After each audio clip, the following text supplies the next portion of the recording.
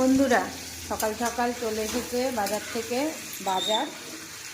তো কী বাজার এলো তোমাদের সাথে শেয়ার করে দিই। এখানে আছে চিকেন আদিত্যের জন্য, যেটা একদম কষা কষা করব।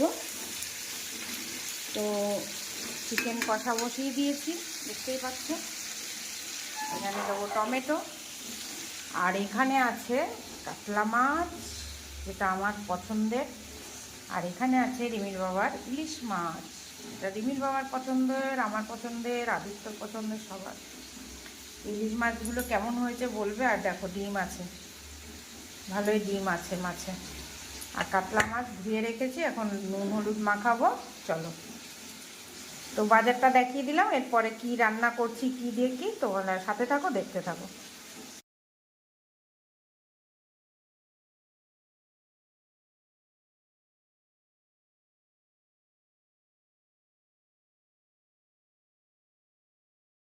বন্ধুরা ভাবি তো তোমাদের সাথে রেসিপি শেয়ার করব, কিন্তু আর হয়ে ওঠে না কাজের ইসে।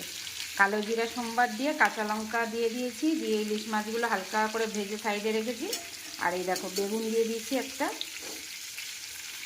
ছোলা বেগুনগুলো খেতে এখন খুব ভালো লাগে, আর ইলিশ মাছ হলে তো আর কোনো কথাই নেই।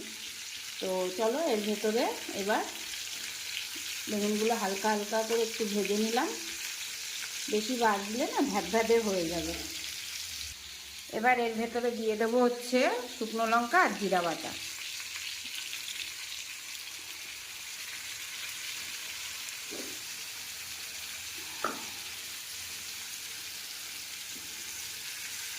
তো এরকম করে মাছের ঝোল কে কে রান্না করে খাও অবশ্যই জানাবে। শুকনো লঙ্কা জিরা বেটেছি, গোটা জিরা বেটেছি আজকে মিক্সচার মেশিনে। এইরকম মাছের ঝোল খেতে হেভি টেস্ট লাগে, তাও আবার যদি ইলিশ মাছ হয়। সে ছোটো হোক আর বড় হোক, ইলিশ মাছের গন্ধই একটা আলাদা, ঠিক কি না? চলো এবার হলুদ দিয়ে দিই, হলুদ আর লবণ। তো হলুদ লবণ দিয়ে দিয়েছি পরিমাণ মতো। দেখো মশলাটা ভাজা হয়ে গেছে, তেল ছেড়ে দিয়েছে। এবার একটুখানি জল দিয়ে দেবো। তো পরিমাণ মতো জল দিয়ে দিলাম। বেশি জল দেবো না, কেন মাছ, ইলিশ মাছ তো কম, মানে অল্পতেই সেদ্ধ হয়ে যায়, নরম মাছ। আর বেগুন তো সেদ্ধই হয়ে গেছে, দেখতেই পাচ্ছ।